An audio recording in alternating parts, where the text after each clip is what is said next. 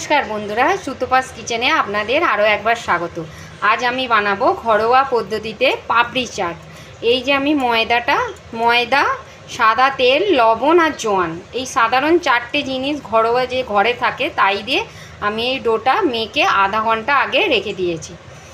এটা আধা ঘন্টা আগে মাখা ছিল। সাদা তেলটা একটু বেশি দিয়েছি, জোয়ান আর লবণ আর ময়দা, আর কিছু না, আর জল দিয়ে যেরকম মেখে রেখে দিয়েছি। এবার আমি এটা পাপড়িটা আকারে বেলে ভেজে আপনাদের দেখাবো।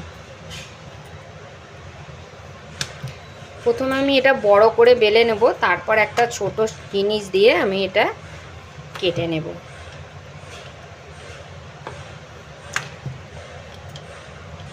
দেখুন বন্ধুরা, আমি এটা বেলে চারটে করেছি। আমি একটু বড় বড় করেছি, বাড়িতে বানাবো, দোকানের মতন ছোট হওয়ার দরকার নেই।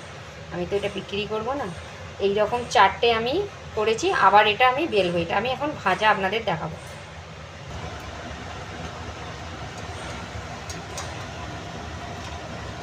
আমার চিমনি চলছে, একটু আওয়াজ হচ্ছে। এটা আমি হালকা হাতে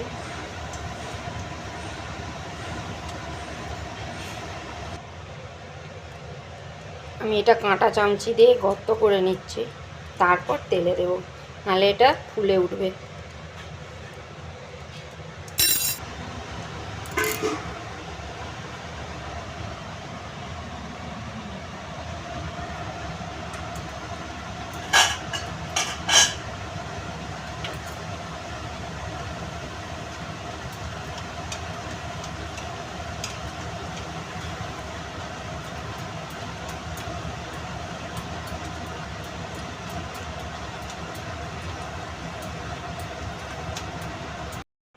দেখুন বন্ধুরা, আমার পাপড়ি হয়ে গেছে, একদম শক্ত মুচমুচে হয়েছে।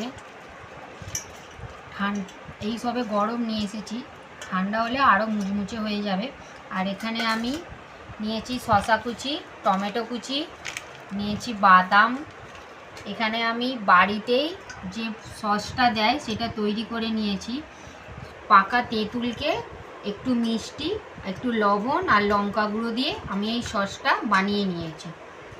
আর এখানে নিয়েছি মটর সেদ্ধ আর ছোট ছোট করে কিউব করে আলু সেদ্ধ, আর নিয়েছি পেঁয়াজ কুচি, আর এখানে আছে একটু ভুজিয়া দিয়ে আমি এবার প্লেটটা গুছিয়ে আপনাদের দেখাবো।